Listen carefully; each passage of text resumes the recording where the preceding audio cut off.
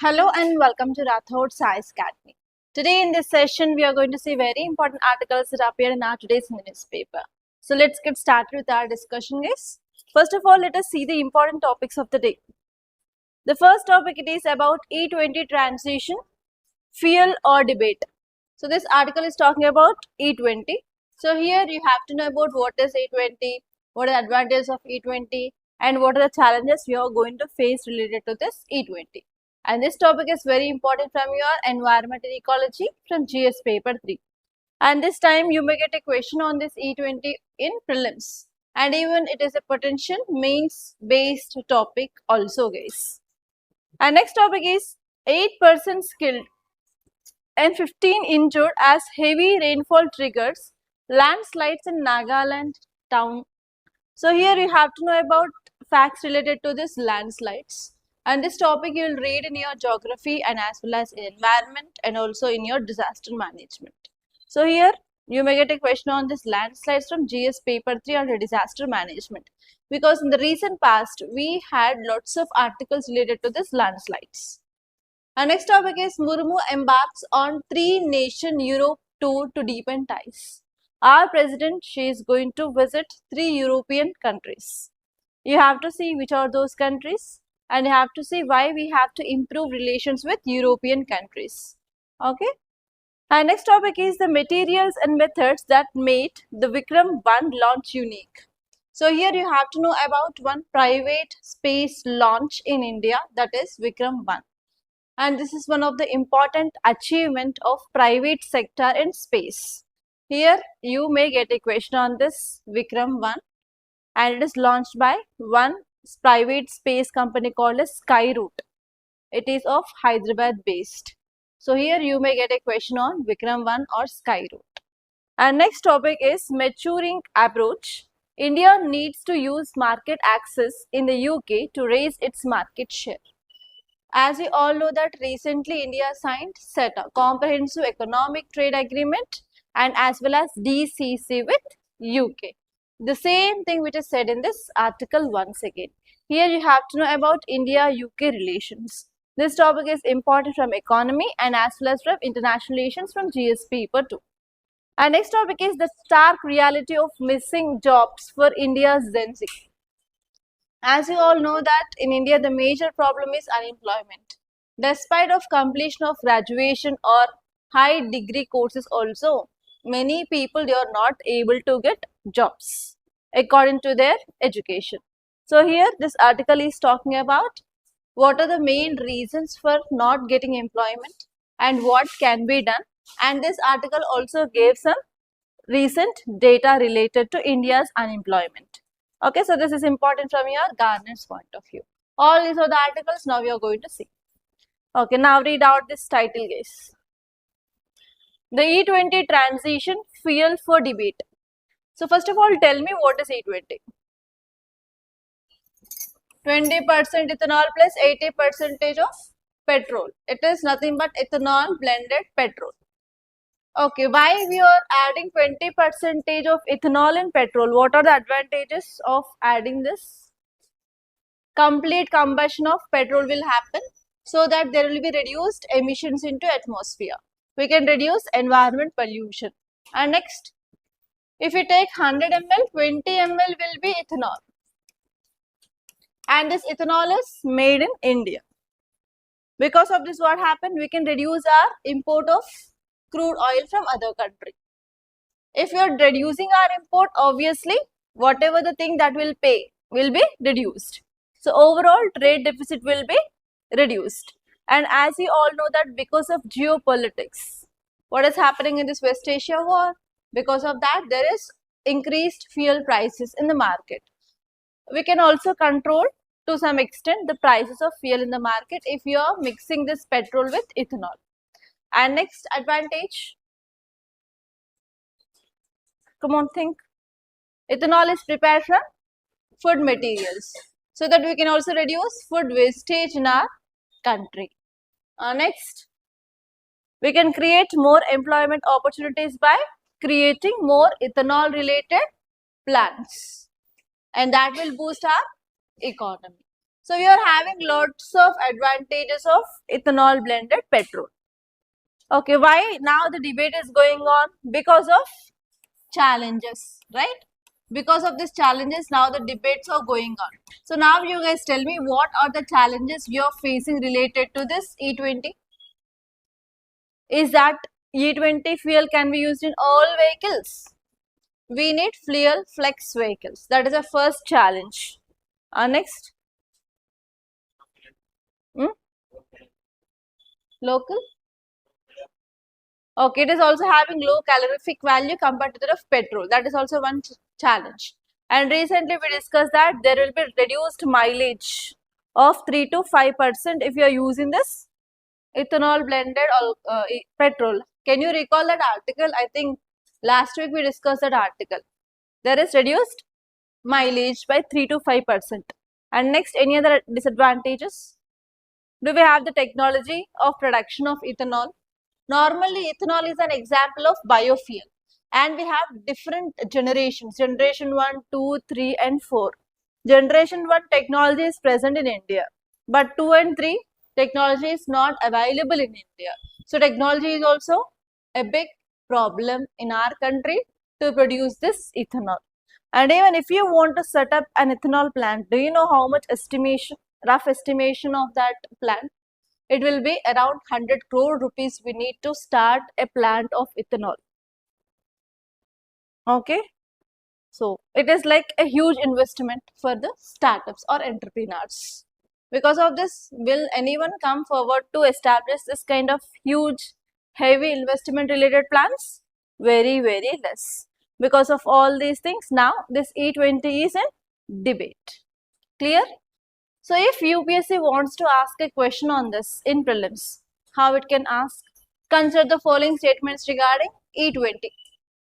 And under that it can give you 2 to 3 statements and may ask you like which of the above statements are correct or incorrect. That is the first format of question. And second format here is we have generation 1, 2, 3, 4 under biofuels. You may get match the following based question related to this generation 1, generation 2, generation 3 and generation 4. And next format of question you can say is government have this policy of national biofuel policy. On this policy also UPSC can give you a question in prelims. So these are the 3 to 4 types of questions that you can expect from this E20. And in mains point of view, how it can ask a question, what are the advantages, challenges, way forward. Only these 3 areas UPSC can frame you a 10 marker or 15 marker question from environment and ecology point of view. That means in GS paper 3 you can expect this question from E20. Clear? Already we discussed this topic, nothing more about this to discuss even. Okay. So just I'll tell you the positive impacts. The first one is if you are using this ethanol blended petrol, even we can increase the farmers' income. Why? Who will produce this agriculture related thing? So farmers. So here we can enhance this farmer income. And next one is we can save our foreign currency. Why? Because we'll import less, we'll pay less. And next one is we can become energy independent. Like we will decrease our import so that we'll decrease our import dependency on other countries. That is one more thing. And next one is if you're producing ethanol in our country, obviously we can promote our Make in India concept and even India will become self-reliant in ethanol production. And next one is we can also go for price stabilization of agriculture and even we can go for crop diversification. What are the environmental impacts? We can reduce this greenhouse emissions so that we can reduce environmental pollution. And next one is we can improve our air quality. And next one is waste to wealth utilization can happen. Like whatever the agriculture waste we are creating, we are using that agriculture waste and we are producing this ethanol. That is an example of waste to wealth utilization. So these will be the impacts. And what challenges we have? As I said, the first one is if you are diverting the food grains for the production of ethanol, again there will be a big question on food security. How can we ensure food security? And next one is water scarcity. If you want to produce ethanol, what is the process? Fermentation. Yes, what are the waste we is there? We will mix with water and we will allow it to ferment for so and so days. That means we need more amount of water. So already you know that in major urban areas in India, what is the problem? Water scarcity. And even we are going for over exploitation of groundwater. Yes, we are using tube wells, we are using motors, and we are drawing more and more water from the ground. Because of this, what happened? There is decreasing of groundwater level. And even what are we doing here is we are going for concretization. Wherever we go, we have cement roads, tambar roads, whatever it may be. So because of this, what happens? Even if rainfall is coming, that water is not seeping into the ground. So because of this, what is happening? Our aquifers are not getting recharged. Because of this, again, that will lower this groundwater level. Okay, so if you are going for this kind of ethanol production in our country, that will further leads to water exploitation. Because of this, further scarcity of water can be seen in India. That is also one challenge. And next one is climate sensitivity. Ethanol production depends on heavily on climatic condition. Like for example, if you are having bumper crop, we'll get more amount of food grains which are available. We can divert it for ethanol. And as you know, this time we have El Nino. Already we have very less rainfall. Rainfall deficit is by 40%. Because of this, what happened? There will be no proper agricultural productivity. If there is no proper productivity, if you are going for ethanol, obviously it will again raise questions about this food security. Okay, and next one is industrial pollution concerns. Like ethanol distilleries are classified as red category. They will release huge amount of pollution into atmosphere. Like what are the chemicals they will release into atmosphere? Acetaldehyde, formaldehyde, etc. They will cause this cancer. They may also cause respiratory disorders. So this will be also a problem related to this ethanol plants. And one more thing here is technology, and next one is investment. Clear? So all these are the challenges related to E20. On this, UPSC can ask you a mains based question. Yes, you have to remember this. For sure in 2026 or 2027, in these 2 years, you will get 100% question on this.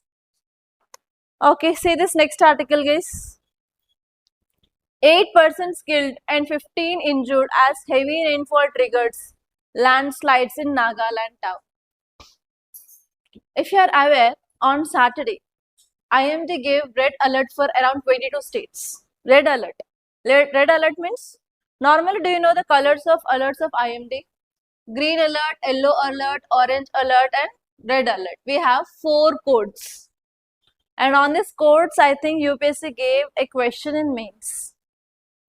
Discuss the color codes of IMD. Normally in this monsoon season, you will come across that color codes. We have 4.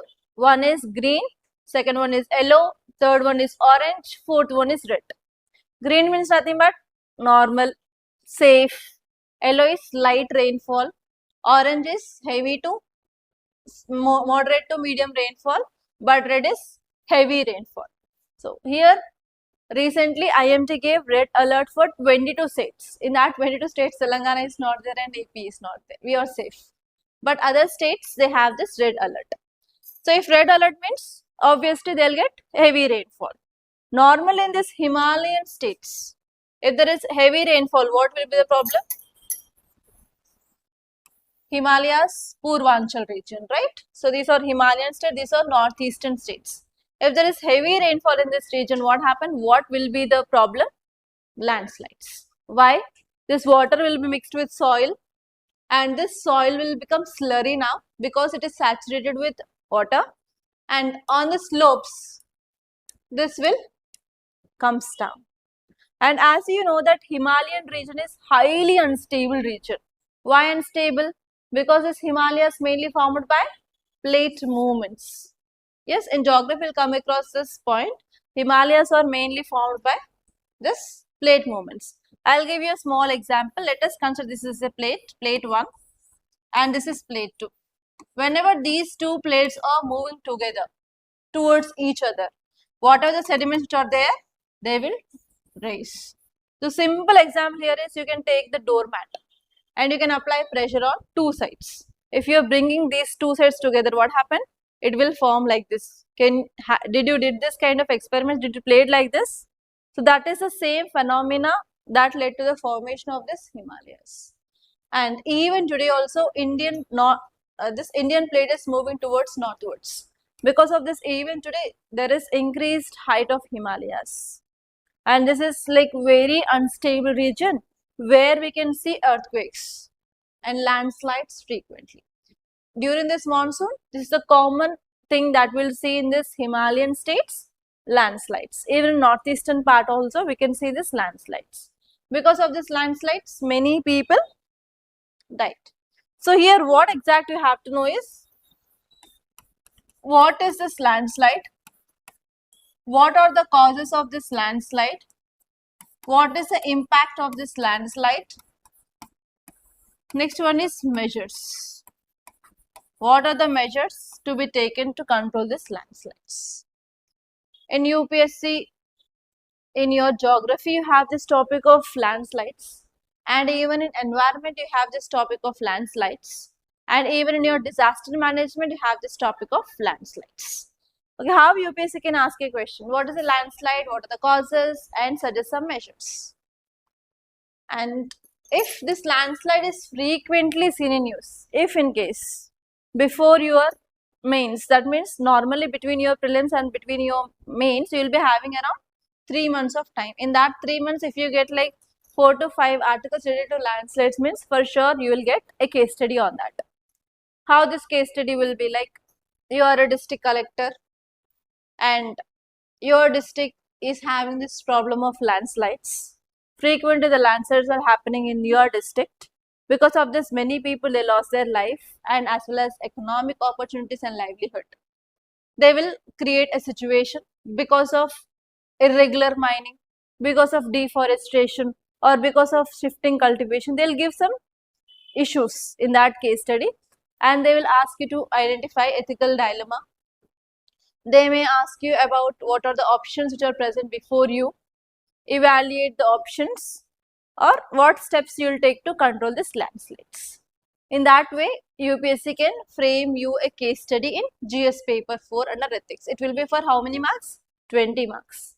You will get every year 6 case studies. 6 into 20, 120 marks will be your case study part, and remaining 130 will be your theory part. 130 means you will get 13 into 10. 13 questions, each question carries 10 marks. In that way, UPSC will give you questions in your ethics. Okay. So, in that way, you may get even ethics case study also. Okay, now let us see this topic. What is a landslide? Landslide is nothing but the downward movement of what? It may be rock, it may be soil, it may be debris, it may be snow or ice. Whatever it may be, along this slope, if it is coming downward, this is called as landslide. Why it comes downwards? Because of one important force called as gravitational force. Okay. So, because of this gravitational force, land or rock or soil or debris or ice or snow, if it is coming downwards, it is called as landslide. If the snow and ice is coming down, it is called as avalanche. This is a word that will be used for snow or ice which is coming on this downwards of the slope of mountain or a hill is called as avalanche. Avalanche is for ice and snow. For other things like rock, soil, debris, we'll call it as landslide. You have to remember this. In many movies, they will be showing about this avalanche. The car is moving, suddenly ice or snow which is coming down. Because of that, if you are bringing a terrorist on that road, that terrorist will die. Can you recall this kind of scenes? No idea. Ayyo. Okay. So, if you see the causes of these landslides, we have different causes. We have natural causes and we have man-made causes. What are the natural causes? If there is any earthquake, soil will become loose. It will come down. The first one is earthquake. And this one is even volcanic eruption. What is a volcano? What is volcanic eruption? What happens in this volcanic eruption? Lava or magma. What is lava? What is magma? Huh? If there is any vent or if there is any crack, what are the molten substance which is present inside the Earth's surface that will be coming out with a very high pressure. If that molten material which is present inside the earth, that is called as magma. Once it comes outside, it is called as lava. Lava means the molten material which comes outside the earth's surface. If it is inside, it is called as magma. But more or less, both are same. But the location where it is present, on which we'll give a different name. And this is prelims previous question case. Lava and magma, they interchange this. Inside they call lava, outside they call magma. They interchanged this question. Okay, so in that way you have to know clearly if there is any different names for the same thing. You have to know exactly what is the difference between that. UPSC can ask a question on that. Okay, because of volcanic eruption also, we can see this kind of landslides. And next one is rainfall. So in the present situation, because of heavy rainfall, that led to landslide in this Nagaland. And next one is because of hydrological factors, like if there is any porous material, if it is mixed with groundwater also, means obviously that will form a slurry and that will lead to landslide. And if you see the human factors, the first one is deforestation. Okay, what happens in this deforestation is, if you have a hill or a mountain, if you have trees there, these roots will hold the soil tightly. If we go for removal of this trees, then what happens? That soil will become loose and that will come down because of gravitational force. That is called as, again, landslide. The first anthropological reason here is deforestation. And this one is mining. Developmental projects that we are doing, like building of railways or some roads in this kind of fragile environment, obviously that will lead to landslides. And this one is, we have geological factors. For example, weathering. Do you know this weathering? Weathering is nothing but, what is weathering? Erosion. Erosion is simply called as weathering. If you are having this kind of weathering, obviously that will affect the stability of that slope. That will lead to this landslides. And this one is steepness. Do you know the steep and gentle slope? I'll draw two diagrams. Tell me which slope is steep and which slope is gentle. Steep means nothing but very height. Gentle means nothing but it is like slanting. So if we have this kind of slopes, what happens? There will be a high chance of landslides. If we are having this gentle slopes, what happens? There will be less chances of landslides. If you see Himalayas, you are having this steep slopes. Because of this, normally we will see landslides in this area. Okay. So all these are some important points that you have to remember. And now let us see the next article. See this case. Murmu embarks on 3-nation Europe tour to deepen ties. What does this title mean? Our president is on visit to 3 European nations. Please make a note of that, guys. Moldova, North Macedonia, Romania. Now tell me, guys, which countries are sharing boundary with this? Ma'am, please don't ask this question. Okay, now your work is, you have to open your atlas, see at least where are these countries in map, and see nearby water bodies, nearby countries with which those countries are sharing boundary with. Okay, and see how our president will be moving from one country to another country. Are they near? Are they far? Which route they'll take? So if you do the map work, then it will be easy to understand the location. If you understand the geography, we can understand why our president is visiting those countries. What is the importance of that country to India? Everything you need to know. Now, my question is, why European countries are important to India? Trade. Okay, recently we had agreement with UK. It is for trade. Next. Other reasons why European countries are important. Technology. Yes, they are developed countries. India is developing only. So we need to get technology. For that, we need to have good cooperation with developed countries. Accepted. Next.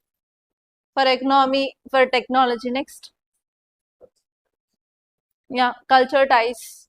Because Indians, not only in India, they spread across the world. So to maintain the people-to-people contacts, obviously, we need to have this kind of visits. Accepted. Next. Come on, think and tell me. Honest students, tell me.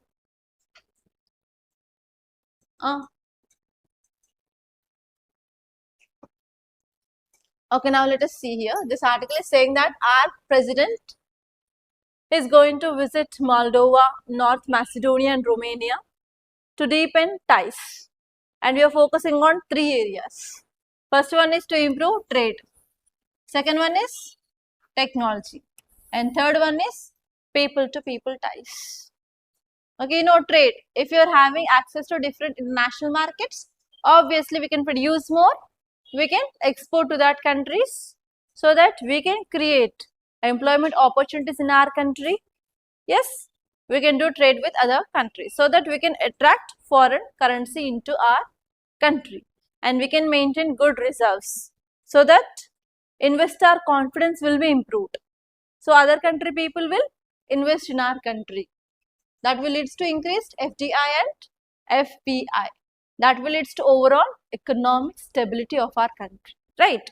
And each one is obviously we need technology. Why we need technology? What is the target of India? Viksit Bharat by 2047. What is Viksit Bharat? India has to get developed country status. India is a developing country only now, as of now. But now Indian government is having a target to get this status of developed country and target year is by 2047. Why 2047? It is 100 years of independence. Okay, to get that status, is that easy? Without technology, can we get that status of developed country? For sure, no. So if you are having good ties with this European country, we can also attract technology. So if you are getting technology, obviously if you are working on it and if you are changing our technology, if you are upgrading our technology, obviously India can get the status of developed country. And which one is people to people ties? Because what is Indian diaspora? What is the word meaning of Indian diaspora? Indians present in other countries called as Indian diaspora. Obviously, it is a responsibility of our government to protect people in other countries such that we can improve this people to people ties. Okay, so these are the things that you have to see. And after this visit of every country, we'll get articles in detail like what agreements we made with that country. As of now, just remember our president is on visit to these 3 countries. And which 3 areas we are focusing? Trade, technology and people to people ties. Clear? Just after class, open your atlas and locate those 3 countries. Don't forget, guys. And see about that country is famous for what? Which resource? Okay. And see this next article, guys. The materials and methods that made the Vikram 1 launch unique. Okay, recently Vikram 1 launch happened on July 18th. It is one of the remarkable event which happened in our space sector. Why? Because this Vikram 1 is a project of a private space agency. Because of this, it is very, very important for your UPSC. So, how UPSC can ask a question? Consider the following statements regarding Vikram 1. Under that, it can give you 2 to 3 statements and may ask you about which of the above are correct or incorrect. And keep star mark for this. Second one is who launched this Vikram 1? Skyroot. Can you see here? Skyroot. Skyroot is the name of that space agency. It is a private space agency. It is not having any link with ISRO. Do you know one more issue which is going on in news? Many scientists from ISRO had been resigned.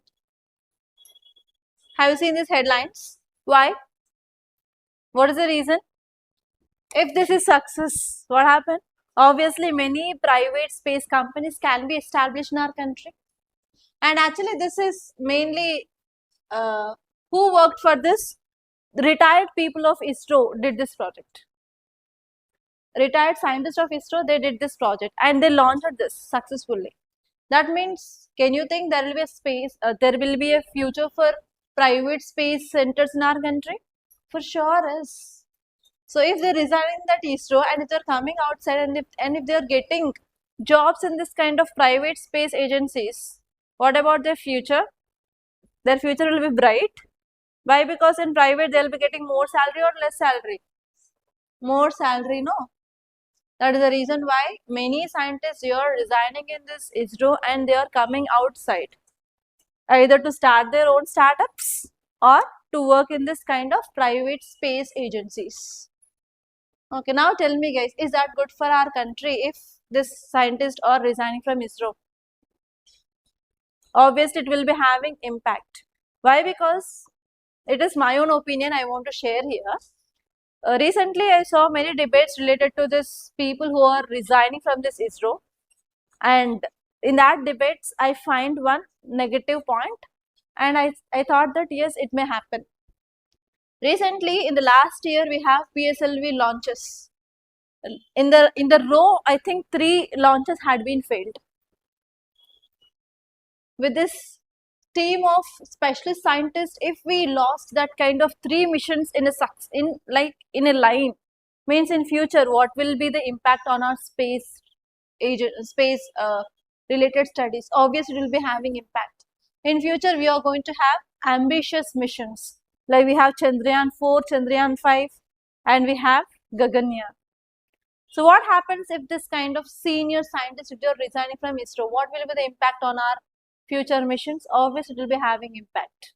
Yes? And actually, because of the success of Chandrayaan 3 mission of India, Indian space sector got a boost.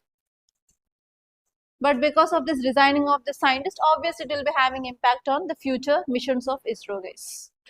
Okay, so that is also one current affairs you have to update with this. On one side, there is booming of private sector in space. On the other side, many scientists are resigning from our ISRO. So you have to think, is that will be having any impact on our future missions?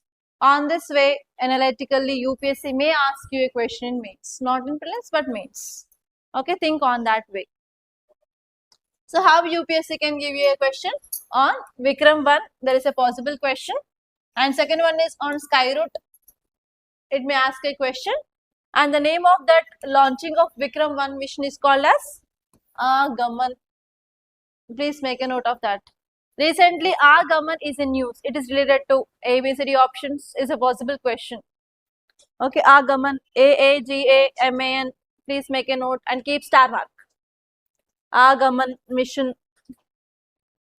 Agaman mission. It is related to Vikram 1's launch.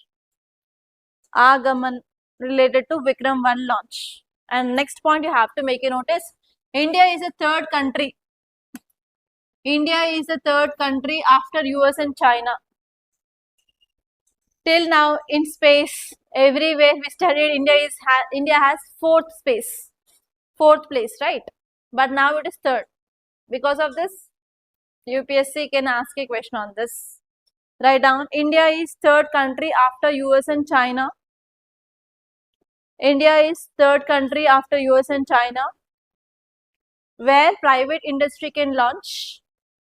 Where private industry can launch its own vehicle.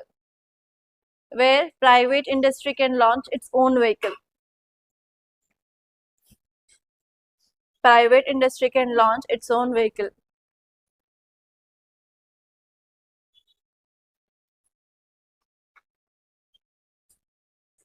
Okay, now let us see in detail about this Vikram 1, guys. India achieved a historic milestone as Hyderabad-based Skyroot Aerospace. Vikram 1 became the country's first privately built rocket to successfully place payloads into low Earth orbit. It is a successful mission, and this Vikram 1 placed payloads in low Earth orbit. And it is of Skyroot. Skyroot is of Hyderabad-based private agency. And the name of that mission is Mission Agaman. Mission Agaman is nothing but India is the third country after the US and China where private company independently demonstrated its orbiter launch capability.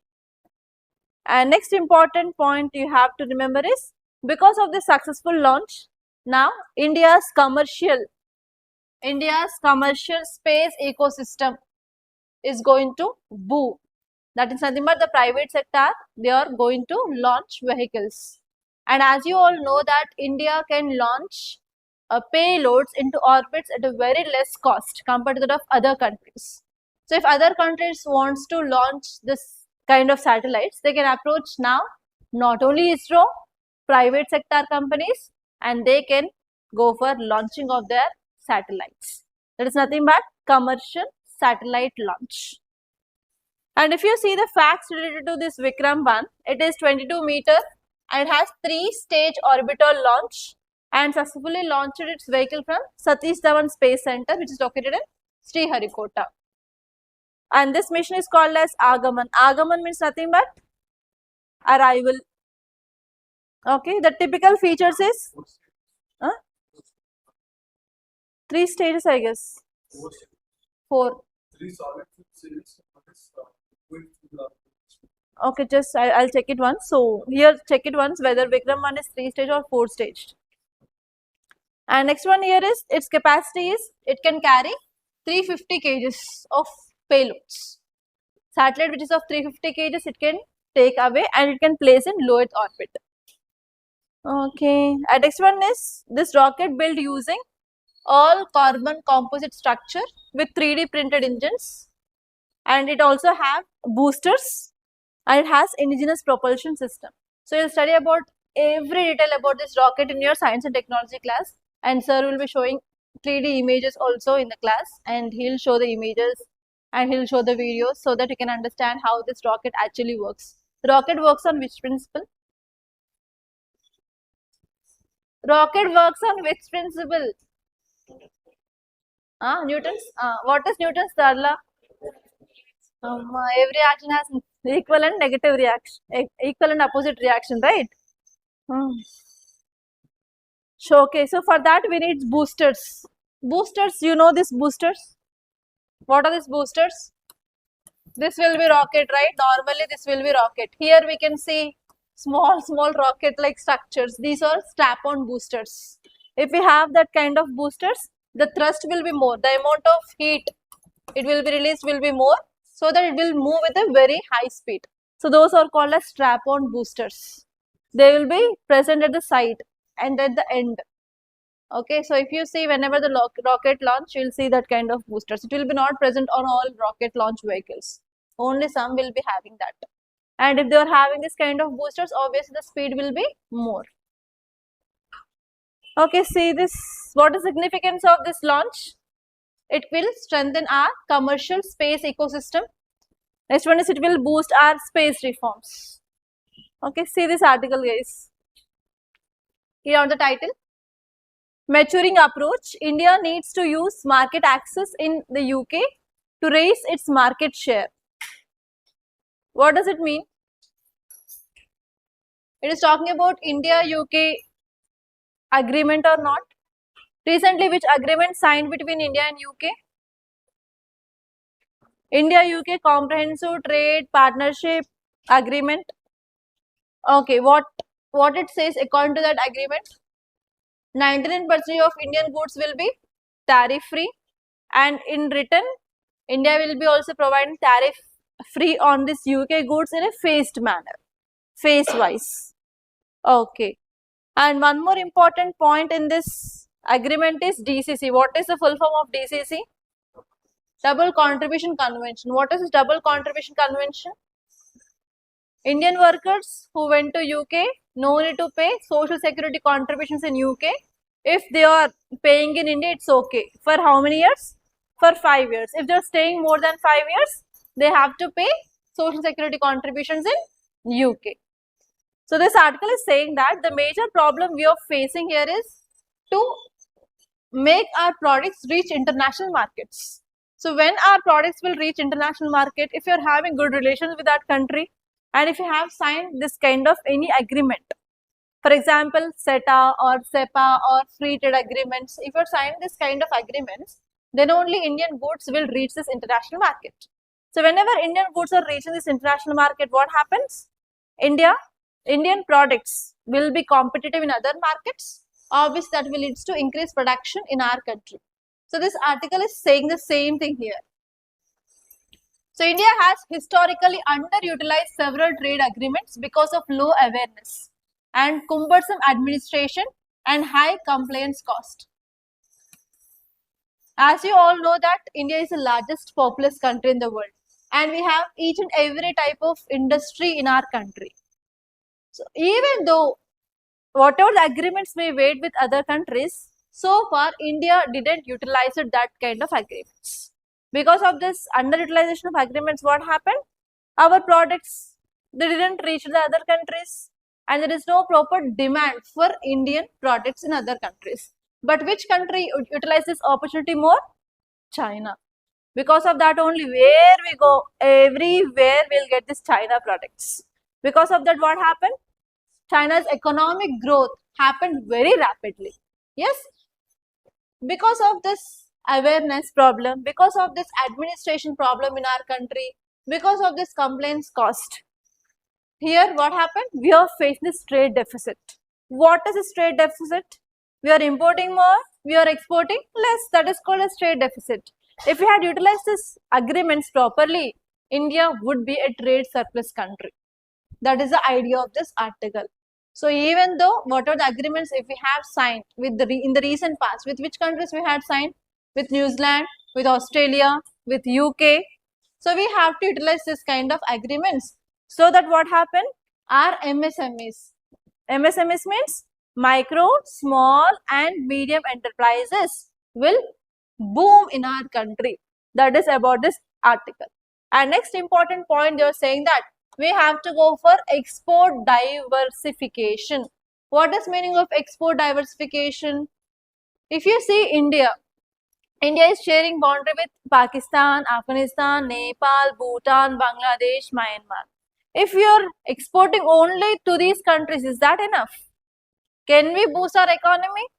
No, we have 198 plus countries.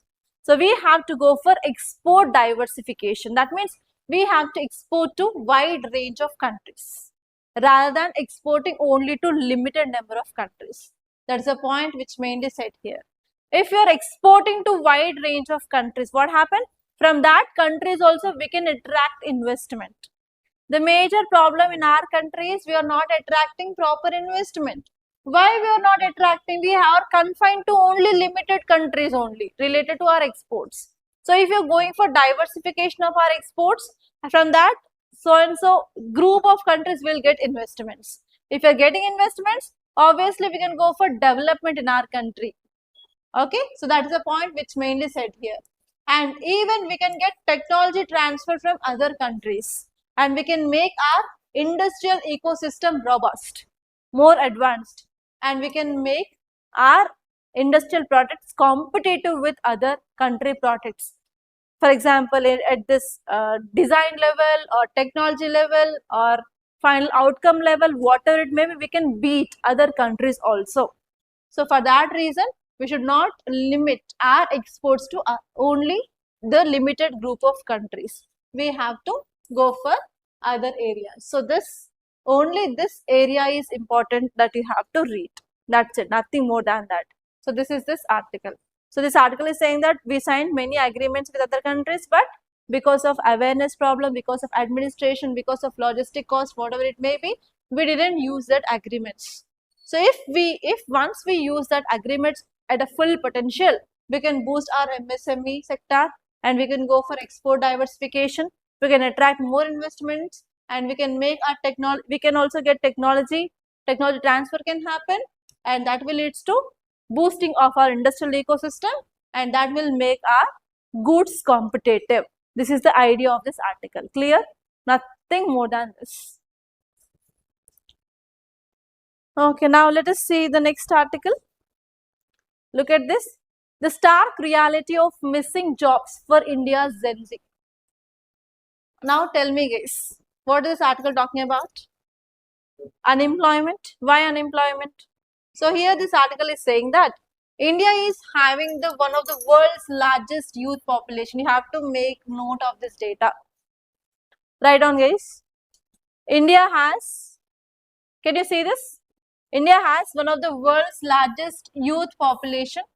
It is around 371 millions. 371 millions youth according to United Nations data of 2025. 2025. It is described as demographic dividend, and you have to know this word. On this word, UPSC asked previous year's question. Demographic dividend is in use. What exactly it refers to? It gave A, B, C, D statements. Directly big statements it gave. That means you have to know what is the meaning of this demographic dividend. Come on guys, what is demographic dividend? Demographic dividend means the people between which age group? 15, 16, 17, 18. Not 18. 15 to 64. Demographic dividend means nothing but the youth population between the age group of 15 to 64 is called as demographic dividend. And in our country, according to United Nations Prospects Report of 2025, around 371 million of this demographic dividend is present. That means very high youth population. And do you know what is the average age of India? Average age of India. What is the average? Average means sum of the numbers by sum of the so and so by number, right? Do you know this average, mode, median? I think in your school days you might did this mode, median.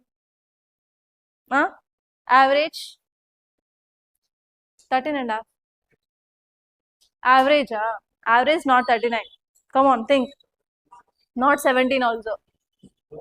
What is the average average age of India? Average age of India.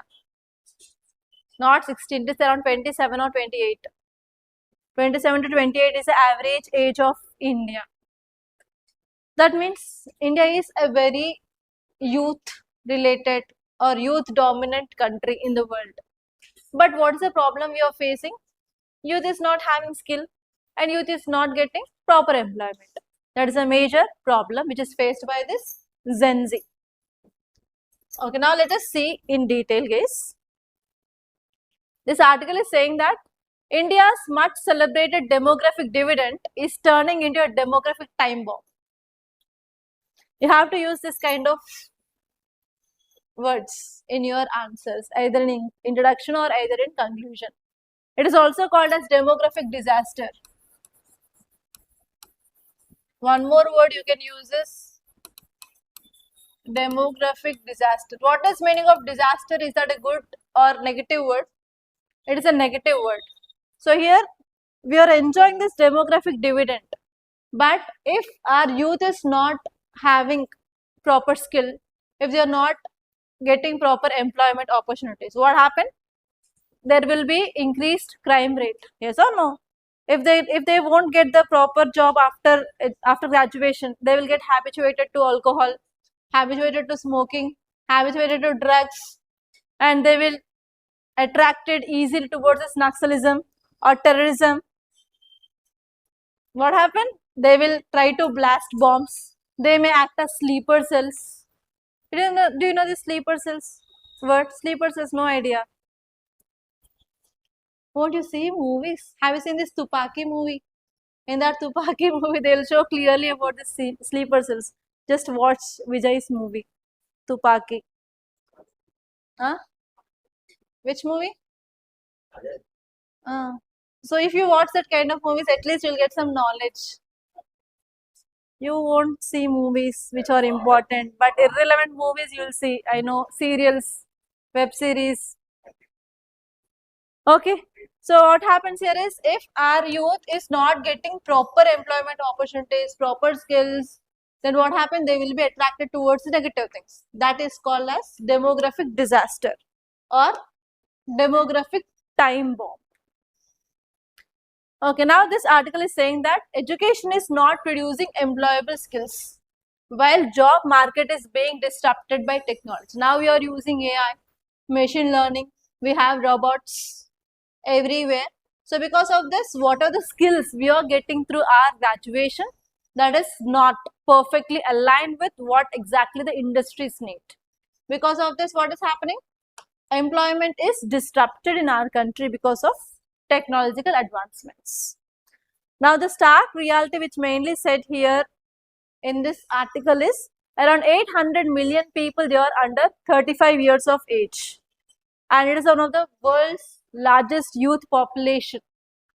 And millions of graduates are produced every year.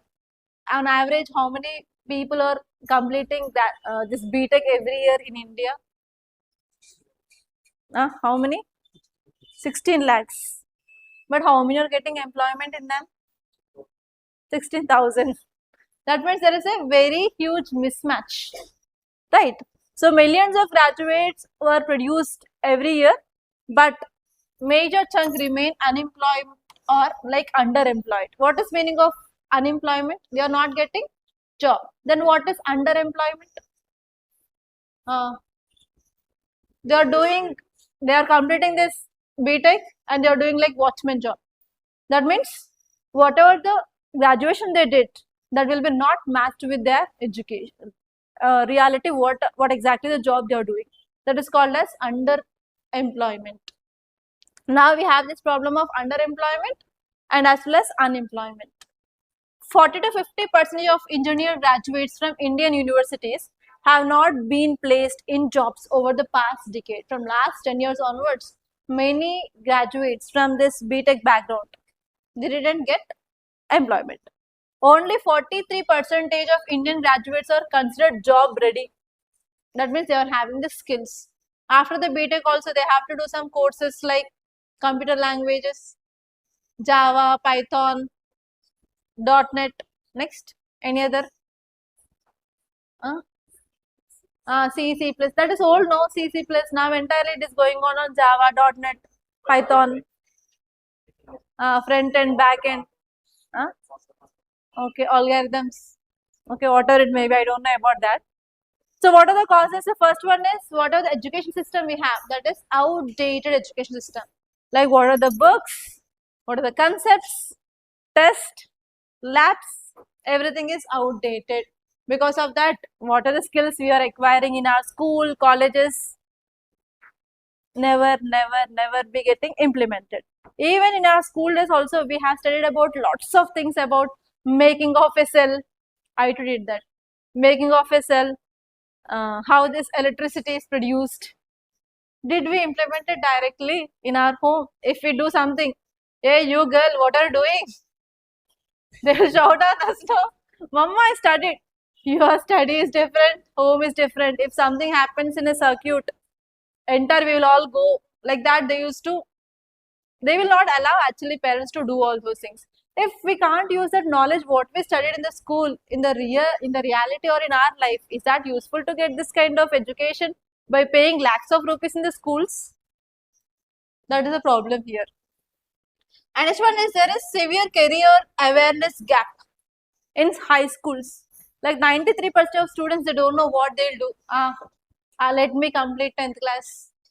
Like that. Even the same problem I faced, I'll tell you my story. In my 10th class, everyone used to ask me like, which group will you take in intermediate? BPC or MPC? The answer I told at that time, now if I think, it will be like, what am I? Am I foolish? I think I will think like that. So what the answer that I gave at that time is, let the result be out. If I get more marks in maths, I'll take MPC. If I'll get more marks in science, I'll take BPC. That much stupid I was at that time. But unfortunately, result was out. I'm the school topper. But in maths, I got 99. In science, I got 99.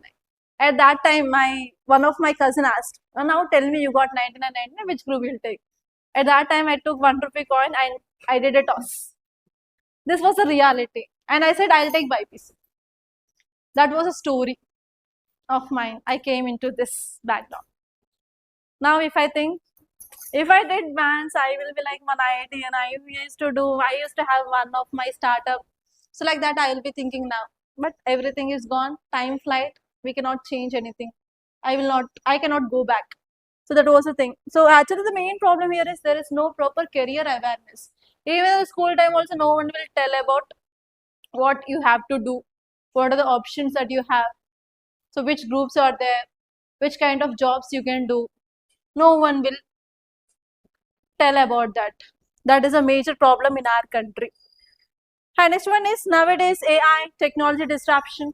Because of using of AI, because of using of machine learning, because of using of robots. Even in many schools, we have robots who are teaching the classes. Do you know this? Especially in Kerala. And even if you go to any hotels, we have serving persons who are like robots now. Even in hospitals during COVID-19, to give the medicines to patient on time, they use robots. Okay, so because of this, it disrupted crores of jobs in our country. And next one is there is weak, fragmented skilling ecosystem. There is no proper skilling, skill upgradation, skill related courses in either schools or either in colleges. That is also one more important problem case. Now you have to think about what can be done, what is the way forward. The first one is we have to create a cohesive national strategy which will focus on integrated manner, like what education we are providing in the schools plus skill development and what exactly the skills required by the present industries. We have to integrate them all and we have to come up with the national strategy. And next one is we have to move from degree centric to continuous upskilling and cross skilling and reskilling. Skilling is important rather than getting more number of certificates. Now, if you see some people will be there, even they will be like more than 55 years, they will go on doing degrees. What they'll get? Rather than that, if they go for skilling and reskilling, upgrading their skills, they will get some opportunities, no. And next one is, we have to introduce proper career guidance programs for the children. And from this higher school education onwards, like what opportunities they have, what is a trending course, what they'll get after doing that. So what is the process of writing examination? Even many of them don't know like which kind of exams they have to write for different jobs or different courses. So we have to make them aware about that kind of examinations. And this one is we have to upgrade our curriculum first of all, like we have to integrate AI, digital skills and digital literacy as a separate course in their education. And next one is we have to strengthen our collaboration between the government, private sector, education institutions, etc. So that we will be getting updated with exactly what is happening outside. Yeah, next one is we have to prepare youth for careers of tomorrow, not the jobs of yesterday. Okay, always we'll say our children to do engineering, doctor, lawyer, not that. We have to upgrade them with what exactly the future is about, and based on that future we have to train our children accordingly. So in that way we can overcome this problem of unemployment in our society. Clear? See these questions, guys. The first one, it is about national biofuel policy. First point is it promotes ethanol blending in petrol. It allows production of ethanol from surplus food grains. It aims to reduce greenhouse emissions. It completely bans fossil fuels in transport. Completely is extreme statement. How can we completely? So even in E20, we have to blend 20% ethanol with petrol. E85 also 85% ethanol plus 15% petrol. So we cannot completely ban fossil fuels in transport for sure. So answer will be A, 1, 2 and 3. And see this next question. Which of the following statements correctly describes Skyroot Aerospace? It is headquartered in Hyderabad. It works under India's space sector reforms allowing private participation. It is owned by ISRO. It develops launch vehicles for commercial satellite launches. It is a privately, right? It is not at all owned by ISRO. Eliminate this third one. Now you have to see statement 1. It is headquartered in Hyderabad. Yes. Answer is A, 1, 2 and 4. Clear? These are the important topics that appeared in our today's newspaper. By this I'm concluding. Thank you so much guys for watching, and if you like this class, please do the like button and please do share this class to your friends. And if you want to start your preparation, you can join our GS Prelims Cum Mains Foundation course, and we are providing both on online and offline. For more details, please do contact us on this number 8074765513, guys. And I wish you all the best.